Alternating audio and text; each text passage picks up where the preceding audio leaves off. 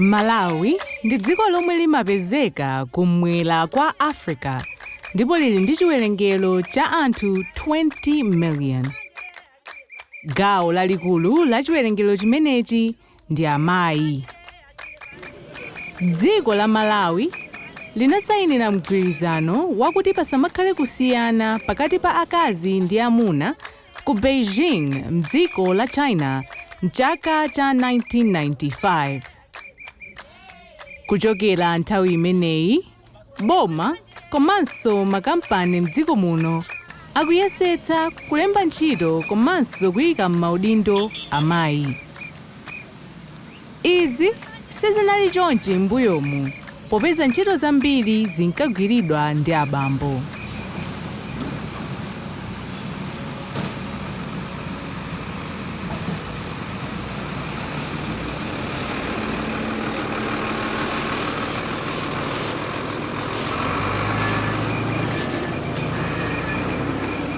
Amayi akhalanso akukanika kugwira ntchito zina makamaka ntchito zamanja chifukwa cha mantha kuti sangakwanitse poganiza kuti ntchitozi zimagwiridwa ndi abambo. Ntchito zomangamanga ndi zina mwa ntchito zomwe amayi amaopa.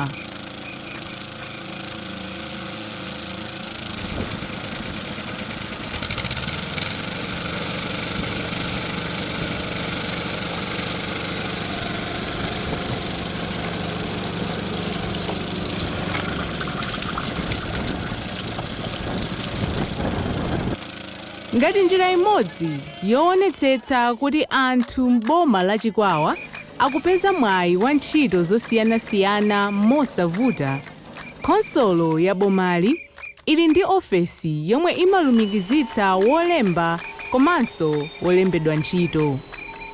Bambo Austin Kamanula ndi mlangizi wamkulu wa za ntchito m'boma la Chikwawa ndipo akufotokoza zambiri. Kunoko ngati kuleba ofesi tili ndi kaundula wa anthu onse ofuna ntchito ku Chikwawa kuno.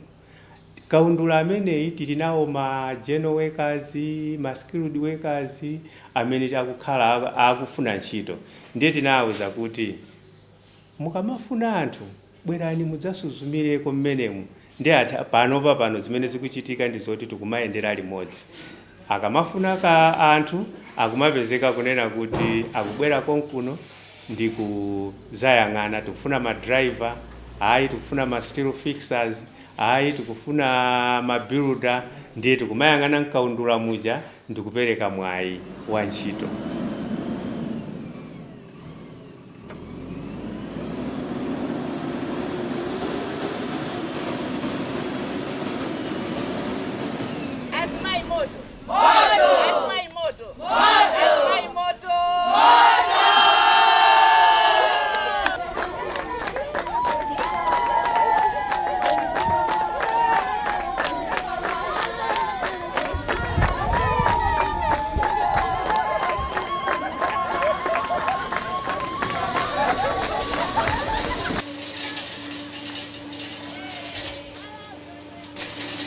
Pamene ntchito yomanga chingalande cha ulimi wa nthirira cha Shire Valley Transformation Program ili mkati m'boma la Chikwawa, kampani ya Sinohydro inapatsidwa ntchito yomanga mbali imodzi ya ngalandeyi kwa mtunda okwanira makilomita 46.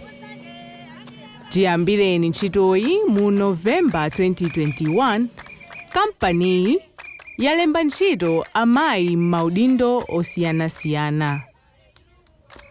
Mayi Rhoda Molande ndi mkulu woyang'anira zachilengedwe, zaumoyo ndi chitetezo pa kampaniyi ndipo akufotokoza zambiri zokhudzana ndi ntchito yawo. Ntchito yanga ndiyoti ndionetsetse kunena kuti mu campsite muno komanso ku canal pa nkhani za kusamalira zachilengedwe.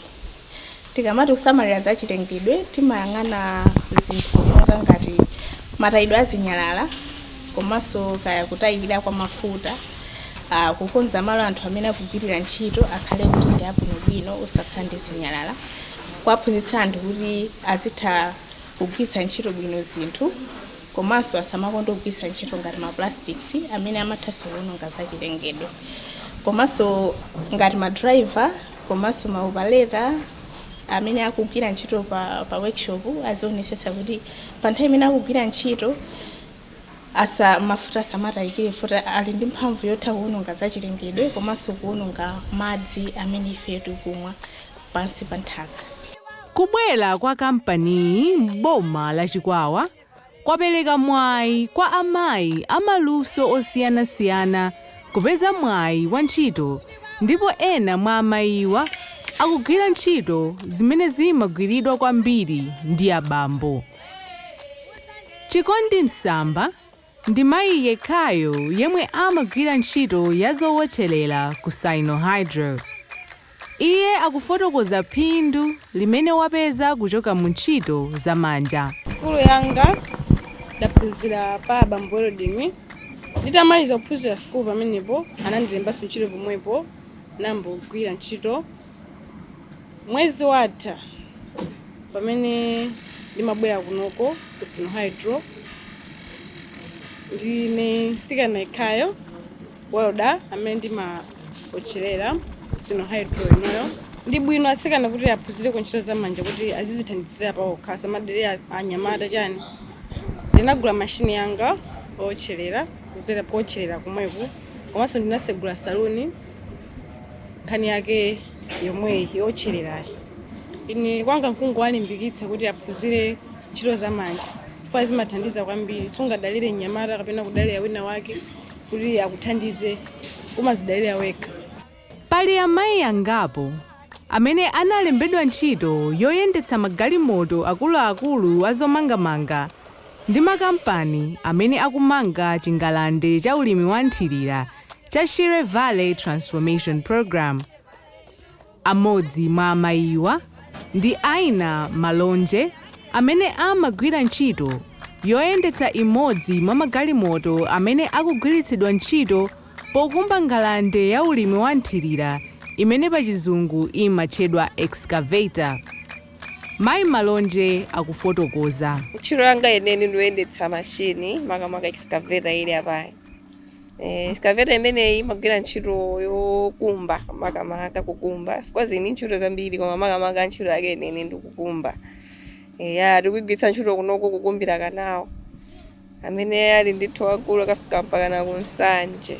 Ntchito imeneyi basi mangochita chidwi ndi anzanga amene amayidziwa anandiphunzitsa ndi azizanga.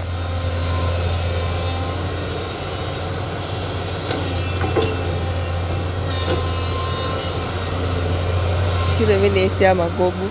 Anthu mwina timaziyang'anira basi kuti azimayi sitingakwanise, ani ntchito ya azibambo. Ntchito yophweka bora wakhala ndi chidwi. Ndi ntchito yoti azimayi kugwira ndithu bwinobwino saonanso vuto iyayi. Ndi ndikuwalimbikitsa asikana anzanga kuti tisaope iyayi. Ndi ntchito yoti nafenso titha kugwira samaziyang'anire basi. Palinso amayi ochokera ku chigwa cha mtsinje wa Shire amene sanaphunzire ntchito ya manja koma analimba mtima kukaphunzira ntchito pa kampani yozomangamanga ya Sinohydro. Tina Kampaundi wa zaka 19 yemwe amachokera ku Dyeratu m'boma la Chikwawa adalimba mtima kukaphunzira ntchito ku kampani ya Sinohydro atangomaliza maphunziro ake a sekondale. Iye akuti ntchitoyi imuthandiza kupeza ndalama zoti adzagwiritsire ntchito mtsogolo kulipirira maphunziro ake aukachenjede. Kunoko namva zoti kulembedwa anthu ntchito ndena nayi ndi chidwi kuti mwina ngati inenso sikana nditha kulembedwa nangolemba kumeneko ndeni mafuna kuti ndipeze chochita naona kuti ndisangokhala ayi. Pali asikana ena amatha kumafoka kuti ayi sitingagwire ntchito mwina kumapanga njira zoyendayenda. Mmene ndatere musi kuti skulu ndamaliza ayi ndikabuleki chabe ndibwereranso ku skulu. Ndalama zimene nditapeze kunoko ndizikazithandiziraso ku skulu mwina kugula mabuku. Mayi Roda Molande akulangiza amayi anzawo kuti alimbe mtima kukaphunzira ntchito zimene zimaoneka ngati angagwire ndi abambo okha. kwa azimayi anzanga amene amaopa ntchito ya construction nditha kuwapatsa chilimbikitso chonena kuti ntchito isiyoopsa kwenikweni. Chofunika ndi kuyikira mtima. Ife azimayi tingathenso kukwanitsa kugwira ntchito ma construction company mu ntchito zosiyanasiyana. Fonera kuti pamene tikugwira ntchito pa construction company timakhala ndi mwayi osamalira banja lathu pa ndalama imene tikulandira mwezi ndi mwezi. Komanso timathanso kupanga maubale ena ndi maubwezi ena ndi azimayi anzathu amene tikugwira nawo ntchito ndi kumathandizana maganizo zinthu zina ndi zina za moyo wathu wa tsiku ndi tsiku.